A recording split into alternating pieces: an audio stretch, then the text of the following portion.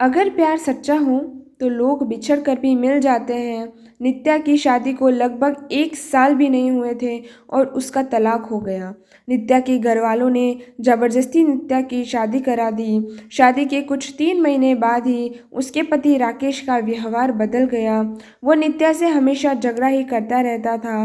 राकेश एक कंपनी में काम करता था और रोज शाम को देरी से घर आता था, क्योंकि ऑफिस के बाद वो दारू पीने के लिए रुक जाता था। घर आकर वो नित्या से हर छोटी छोटी बात पर बहस करता था, उसे खरी खोटी सुनाता था। वो नित्या को ये भी बोल देता था कि चली जा तू यहाँ से, मुझे तेरी कोई ज़रूरत नहीं है, बहुत मिल जाएंगी तेरी जैसी। नित्या उसका ये व्यवहार चुपचाप सहन कर रही थी। उसने अपने घर पर भी इसके बारे में कुछ नहीं बताया था। वो अपने घर वालों से नाराज़ थी, उन्होंने ज़बरदस्ती उसकी शादी जो कराई थी। नित्या अविनाश से प्यार करती थी और जब ये बात नित्या के घर वालों को पता चली तो उन्होंने ज़बरदस्ती उसकी शादी करा दी। अविनाश उस वक्त कुछ नहीं कर पाया, क्योंकि नित्या के पापा ने अविनाश के खिलाफ पुलिस कंप्लेंट कर दी थी कि वो नित्या को परेशान करता है और इसी कारण वो कुछ दिनों के लिए जेल में था। ये सब के बारे में नित्या को नहीं पता था। नित्या अपनी शादीशुदा ज़िंदगी में बहुत परेशान थी। कुछ महीने ऐसा ही चलता रहा। राकेश थोड़ा भी नहीं बदला। फिर नित्या ने सोचा कि अब वो उस रिश्ते में नहीं रह सकती और उसने राकेश से तलाक लेने का फैसला कर लिया और फिर उनका तलाक हो गया। तलाक के बाद नित्या ने अपने मम्मी पापा को सब कुछ बता दिया और उन्होंने नित्या को बहुत डांटा कि क्या हो गया था ऐसा कि तलाक ले लिया, अब क्या करेगी, कहाँ जाएगी, कौन करेगा इससे शादी। ये सब सुनकर नित्या ने उनके साथ रहने से इनकार कर दिया।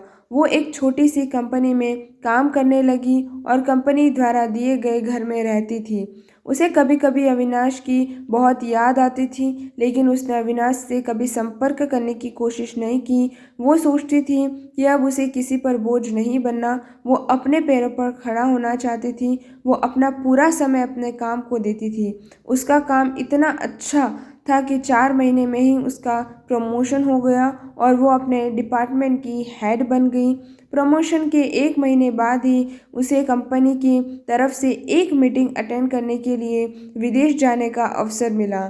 नित्या अपने काम में बहुत तरक्की कर रही थी। अब उसके मम्मी पापा को भी नित्या पर बहुत फ़क्र था। अब वो पछताते थे कि उन्होंने उसकी शादी गलत घर में कर दिया था। नित्या विदेश जाने की बात से बहुत खुश थी। 4 दिन बाद ही उसकी टिकट थी। उसे कुछ खरीदारी भी करनी थी। फिर वो अपने ऑफिस के पास एक मॉल में गई। उसे कपड़े और कुछ मेकअप का सामान लेना था। वो मॉल में घूम रही थी, कपड़े देख रही थी, तभी किसी ने पीछे से उसके कंधे पर हाथ रखा। वो पीछे मुड़ी देखने के लिए और बिल्कुल अपने आंखों पर विश्वास नहीं कर पा रही थी। वो इंसान और कोई नहीं, अविनाश था। नित्या उसे देखती रह गई। उसे समझ नहीं आया कि वो अविनाश से क्या बात करे। अविनाश नित्या को देखकर बहुत खुश हुआ। दोनों की आंखों में आंसू के साथ खुशी भी थी।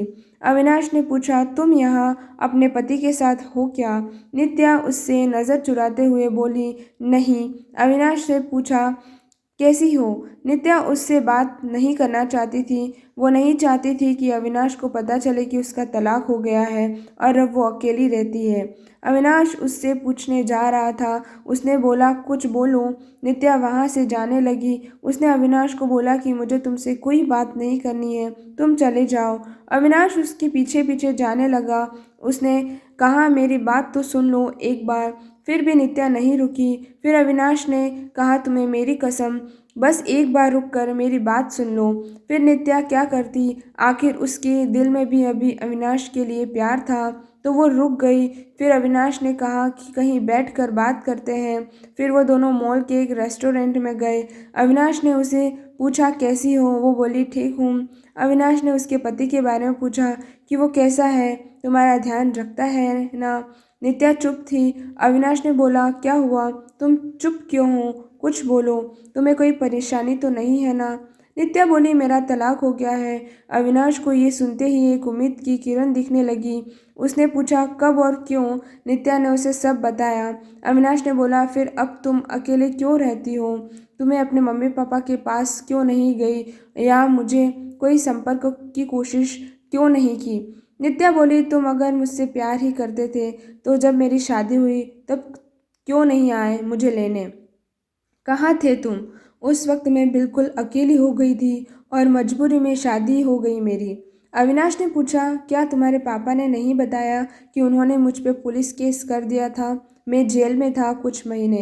ये सुनते ही नित्या चौंक गई। उसने कहा कि मुझे इसके बारे में कुछ नहीं पता था। अविनाश ने उसे पूरी बात बताई। नित्या बोली, मैं माफ़ी मांगती हूँ तुमसे अपने पापा की तरफ से। अविनाश ने कहा, अब वो बात को जाने दो, मैं भूल चुका हूँ वो सब। अभी की बात करो। अविनाश के बिना देर किया उसने पूछा, क्या अब तुमने मुझसे शादी करोगी? नित्या बोली, क्या तुमने अभी तक शादी नहीं की? अविनाश ने कहा, नहीं, मैं अभी अपने करियर पे ध्यान दे रहा हूँ और यह कुछ काम से ही आया था। अब बोलो, शादी करोगी मुझसे? नित्या बोली, अभी 2 दिन में ही अपने कंपनी की तरफ से विदेश जा रही हूँ, एक मीटिंग के लिए। उधर से लौटकर इसके बारे में बात करते हैं। अविनाश ने कहा, पहले ही बहुत इंतज़ार किया है, अब और इंतज़ार नहीं होता, लेकिन फिर भी जैसा तुम कहोगी वैसा ही होगा। दोनों ने अपना फ़ोन नंबर दिया एक दूसरे को और घर गए। अविनाश उसे रोज़ फ़ोन करके उसका हालचाल पूछता रहता था। एक हफ्ता बाद नित्या अपनी मीटिंग खत्म करके लौटी थी। अविनाश उसे मिलने के लिए बोल रहा था, लेकिन नित्या अपने ऑफिस के बहुत व्यस्त रहती थी। उसने कहा कि हम रविवार को मिलेंगे। फिर वो दोनों रविवार को उसी मॉल में मिले।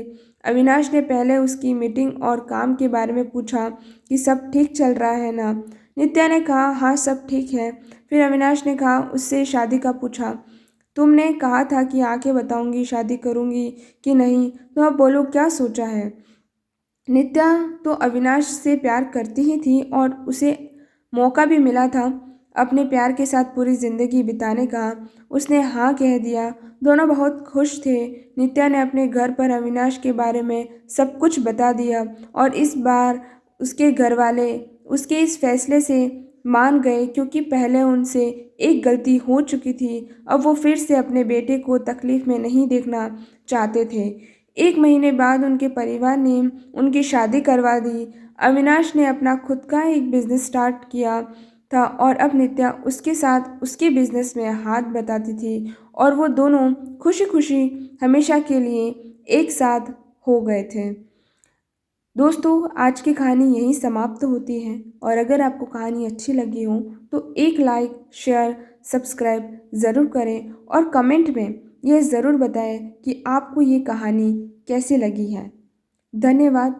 लाइक, शेयर, सब्सक्राइब ज़रूर करें।